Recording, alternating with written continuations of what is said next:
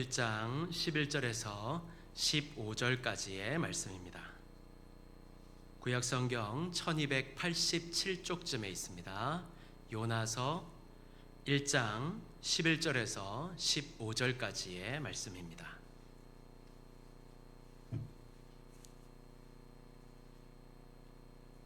구약성경 1287쪽쯤에 있습니다. 요나서 1장 11절에서 15절까지의 말씀입니다.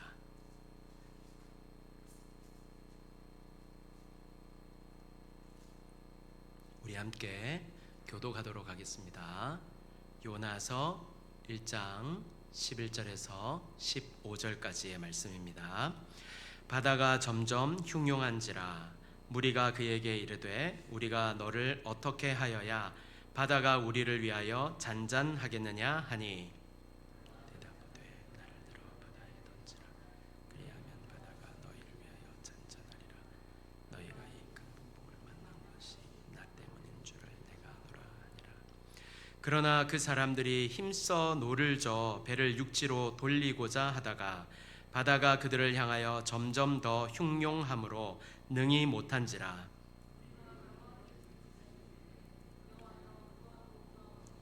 이 사람의 생명 때문에 우리를 멸망시키지 마옵소서. 무죄한 피를 우리에게 돌리지 마옵소서. 주 여호와께서는 주의 뜻대로 행하심이니이다 하고 같이 읽겠습니다. 요나를 들어 바다에 던짐에 바다가 뛰노는 것이 곧 그친지라. 아멘.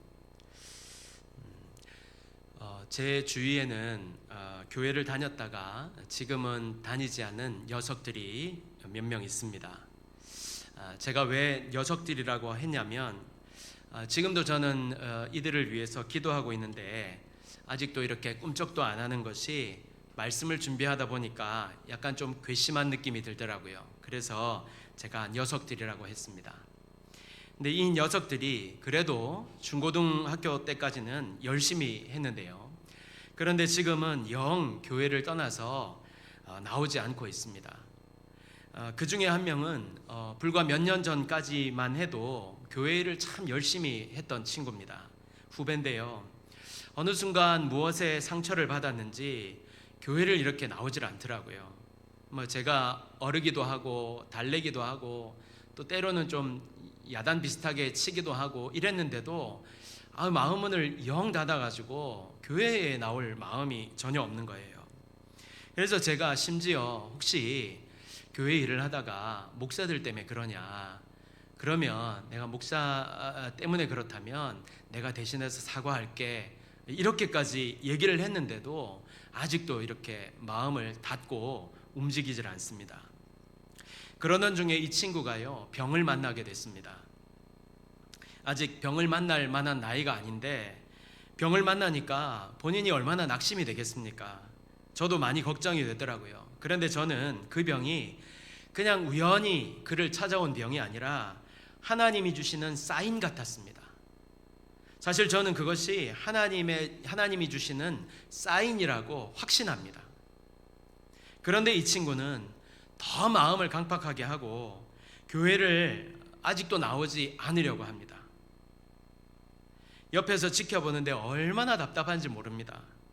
그게 사인이라면 회개하고 주님 앞으로 나아가면 되는데 그러질 않고 오히려 막 마음을 더 강팍하게, 마음을 더 닫고 교회를 나가지 않겠다고 하니 옆에서 보니까 정말 답답한 노릇이 아닐 수 없습니다.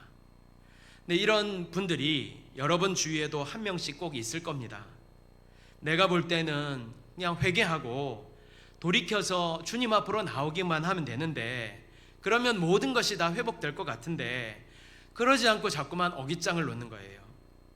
도대체 무슨 배짱인지, 일부러 그러는 건지, 도대체 왜 그러는지 잘 모르겠지만 싸워볼 만한 상대와 싸우려고 해야지 도대체 왜 그렇게 미련하게 그러는지 모르겠습니다. 그렇지 않습니까? 반면에 최근에 친구 아버님이 돌아가셔서 상가에 다녀왔는데요. 그곳에서 이제 친구들과 또 후배들 이렇게 만났는데 그 중에 어떤 후배는 이 후배도 갑자기 이렇게 또 병을 만나게 된 거예요. 놀랍게도 병을 만나고 난 뒤에 믿음이 그렇게 좋아졌다는 겁니다. 얼마나 열심히 신앙생활을 하는지 옆에 있는 동기들도 놀라고 저도 놀랐습니다. 왜냐하면 그럴 친구가 아니거든요. 지금까지 보았던 그 친구가 이렇게 정말 확 이렇게 회심을 하고 하나님 앞에 나올 만한 그런 성품의 친구가 아니거든요. 그런데 그렇게 나왔다고 하니까, 하나님 앞에 다시 이렇게 나왔다고 하니까 얼마나 감사하든지요. 그렇게라도 주님께 돌이켜서 믿음 생활을 잘 할 수 있다면 하는 것이 얼마나 좋은지 모르겠습니다. 여러분, 우리가 살아가면서요, 두 가지를 잘해야 됩니다. 첫 번째가 뭐냐면 깨닫는 것이고요, 두 번째는 돌이키는 것입니다. 이걸 잘해야 됩니다. 왜 제가 두 가지로 나누어 말씀드리는지 아시겠죠? 깨닫는 것을 잘하는 사람은 많습니다. 의외로 많습니다, 여러분. 목사가 힘주어 여기서 설교를 하면요, 막 고개를 끄덕이고 동의를 하면서 또 나가면서 예배 마치고 나가면서 오늘 설교 말씀 잘 들었다면서, 지지난주인가요? 많이 오셨을 때 있잖아요. 그때 어느 집사님이 옆에 있는 분을 소개하면서 목사님 설교 잘 듣고 목사님 너무 좋다면서 막, 제가 이렇습니다. 라고 말씀드리고 싶지만 그래서요. 저는 그 말씀이요, 죄송합니다만 하나도 반갑지가 않더라고요. 왜냐하면 듣기만 해서 무슨 소용이 있겠습니까? 깨닫기만 해서 무슨 소용이 있겠습니까? 하나님 앞에 나와야죠. 깨닫는 것 중요합니다. 그렇습니다. 중요합니다. 그런데 그 뒤에 깨닫고 돌이키지 않으면 소용이 없어요. 돌이켜 주님 앞에 나올 수 있어야 됩니다. 여러분, 저는 여러분에게 항상 이 깨달음과 함께 돌이키는 은혜가 있기를 축복합니다. 왜 이것이 축복일까요? 그럴 때 우리 주님이 우리와 함께 하시는 손길, 나를 언제나 붙잡아 주시고 놓지 않으시는 그 손길, 그리고 더불어서 이 부족한 죄인에게 귀한 일을 맡겨주시는 은혜를 경험할 수 있기 때문입니다. 저는 여러분에게 이 은혜가 있기를 다시 한번 예수님의 이름으로 축복합니다. 아멘. 자, 바다에서 잔뼈가 굵은 어부들이었던 이 사람들이요, 자신들이 도무지 이길 수 없는 이 폭풍우임을 알고는, 이것은 사람이 하나님 앞에 죄를 짓지 않고는 있을 수 없는 폭풍이라는 것을 알고 이제 제비를 뽑게 되었습니다. 그리고 누가 뽑혔냐면, 이제 본문에서 나와 있듯이 요나가 이제 뽑혔지요. 그리고 요나는 자신이 하나님의 얼굴을 피함으로 말미암아 폭풍을 만났다는 것을 알리게 됩니다. 이어서 무엇이라고 말합니까? 12절에 그가 대답하되 나를 들어 바다에 던지라. 그리하면 바다가 너희를 위하여 잔잔하리라. 너희가 이 큰 폭풍을 만난 것이 나 때문인 줄 내가 아노라 하니라. 오늘 이 요나를 통해서 우리가 함께 나눌 첫 번째 말씀은요, 우리도 책임질 수 있는 사람이 되어야 된다라는 것입니다. 무슨 책임입니까? 그리스도인으로 사회적, 도덕적, 그리고 사람들, 영혼들을 향한 책임을 말하는 것입니다. 무엇보다 우리는 영적인 책임을 다하는 사람이 되어야 됩니다. 이렇게 말씀을 드리면요, 오해하시는 분들이 계세요. 무슨 오해인가 하면 우리가 무슨 큰 일을 해야 될 것 같이 그렇게 받아들이시는 분들이 계세요. 그렇지 않습니다. 부끄러운 얘기지만 여기 계신 분들은 이해하시리라 생각하고 말씀을 드릴 텐데요, 제가 참 좋아하는 목사님이 계세요. 이 목사님이 참 늘 이제 하나님 앞에 서려고 늘 이렇게 노력하시고 그러시는 분인데요, 이분이 신학교를 다닐 때 이제 기숙사를 쓰셨는데, 이제 신학교 기숙사는 보통 4명이 들어가거든요. 근데 이제 4명이서 생활을 하다가 저녁에 이제 출출하니까 이제 치킨을 시켰다고 합니다. 그리고 이제 기다렸다가 치킨을 받았는데 분명히 한 마리를 시켰는데 2마리가 왔다는 거예요. 이 전사님들이 어떻게 반응했겠습니까? 참 사람은 어쩔 수 없나 봐요. 2마리가 딱 오니까 아싸 이렇게 한 거죠. 그러다가 이제 정신이 들어서 치킨집에 전화를 했다고 합니다. 우리는 치킨을 1마리밖에 안 시켰는데 2마리가 왔더라. 사장님, 이게 어떻게 된 일입니까? 이렇게 물었다고 합니다. 그랬더니 그 사장님이 하는 말이 우리가 그 본사에다가 닭을 잘못 주문을 해가지고 너무 많이 주문을 해서 오늘은 한 마리 더 보내드리게 됐습니다 라고 하더랍니다. 그리고 그 다음 말이 뭐였냐면, 그런데 그쪽에서 주문한 게 몇 건이나 되는데 이런 전화는 처음입니다, 이렇게 말을 하더래요. 1910년 평양에 부흥이 있었을 때 여러 가지 일들이 있었지만 그 중에서 두드러지게 나타난 일은요, 평양에 도둑이 없어졌답니다.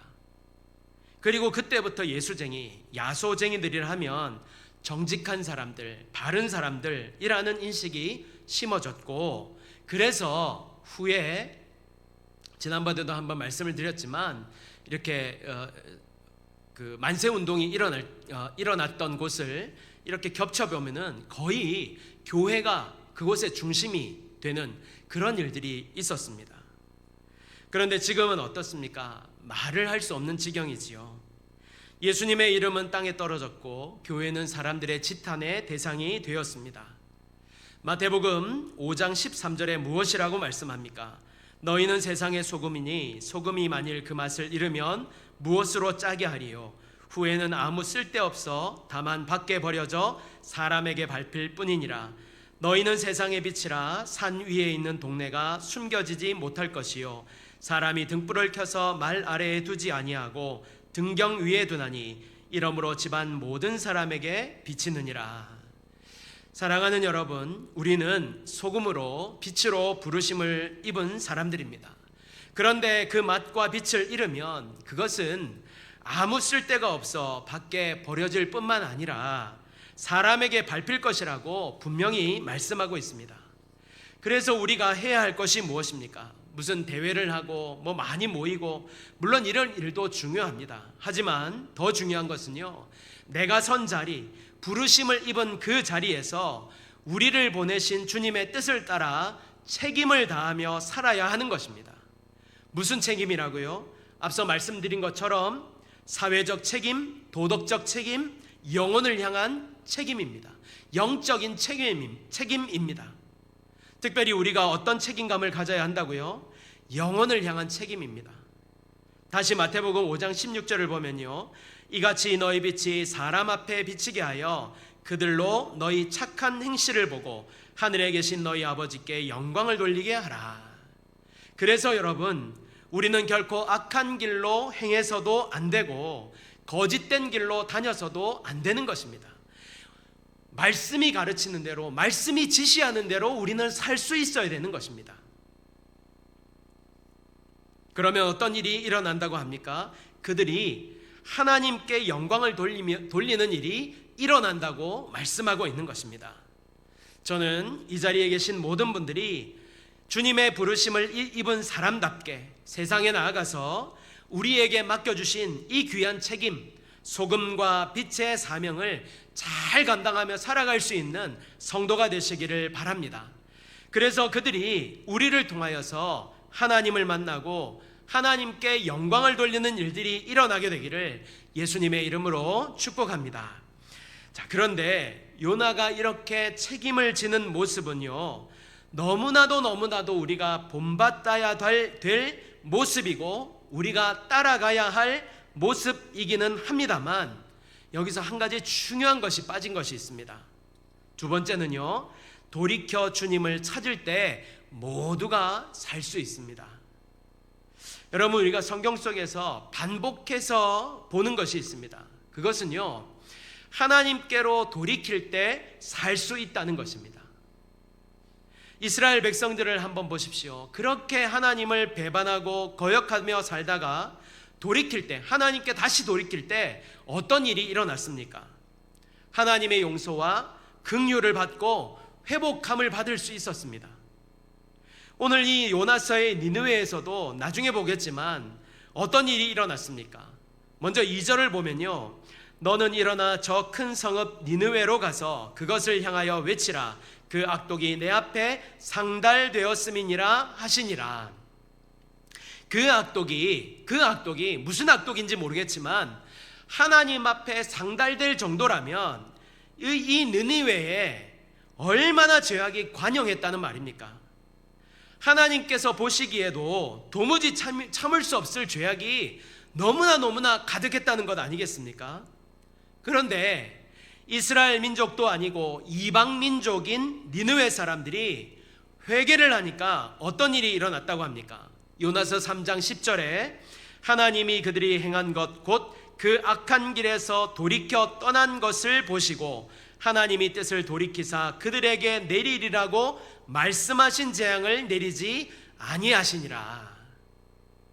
앞서도 말씀드렸지만 요나의 모습, 책임지려는 모습은요, 이 세상을 살아가는 우리들이 본받아야 됩니다. 하지만 그에게 한 가지 빠진 것이 있습니다.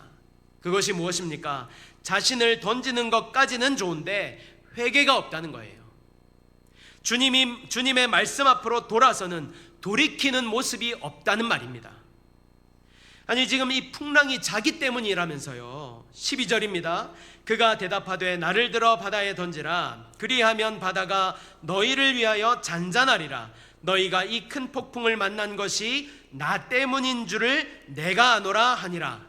자기가 지금 하나님의 말씀에 불순종해서 도망해서 일어난 일이라는 거예요. 그러면 바다에 자신을 던지라 할 게 아니라 주님께로 돌아가면 되는 것 아닙니까?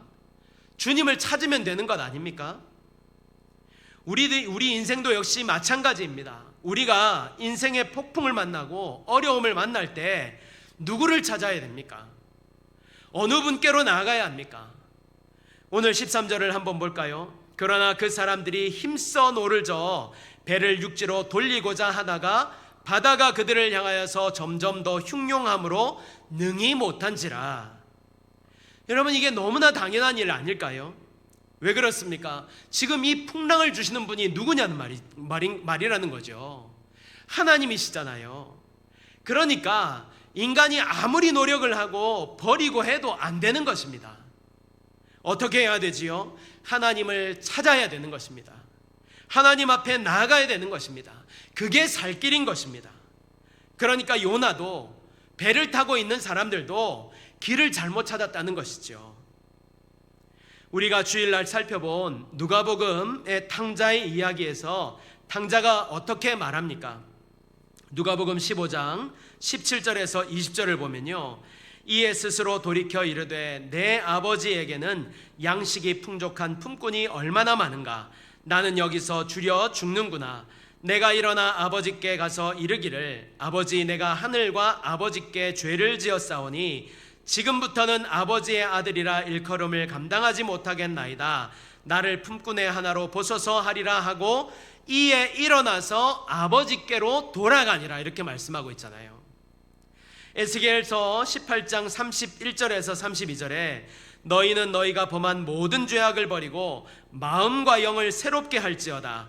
이스라엘 족속아, 너희가 어찌하여 죽고자 하느냐? 주 여호와의 말씀이니라. 죽을 자가 죽는 것도 내가 기뻐하지 아니하노니 너희는 스스로 돌이키고 살지니라. 이렇게 말씀하고 있습니다. 사랑하는 여러분, 우리가 살 수 있는 비결, 살 수 있는 방법은요, 돌이키는 것입니다. 돌이켜서 주님께로 나아가는 것입니다. 그럴 때 우리 영혼이 살고 우리 가족이 살고 우리 교회가 살고 이 나라가 살게 되는 것입니다. 혹시 하나님이 말씀하심에도 불구하고 아직도 여전히 순종하지 않은 분은 계시지 않습니까? 혹시 불순종으로 말미암아 인생의 풍랑을 만난 분은 계시지 않습니까? 주님께로 돌이키십시오. 그리고 나아가십시오. 그곳에서 우리 주님의 완전한 회복케 하심을 경험하게 될 줄 믿습니다. 이 믿음으로 항상 순종하여서 말씀을 따르고 깨닫고 돌이켜 주님만을 온전히 따르는 성도가 되시기를 예수님의 이름으로 축복합니다. 아멘.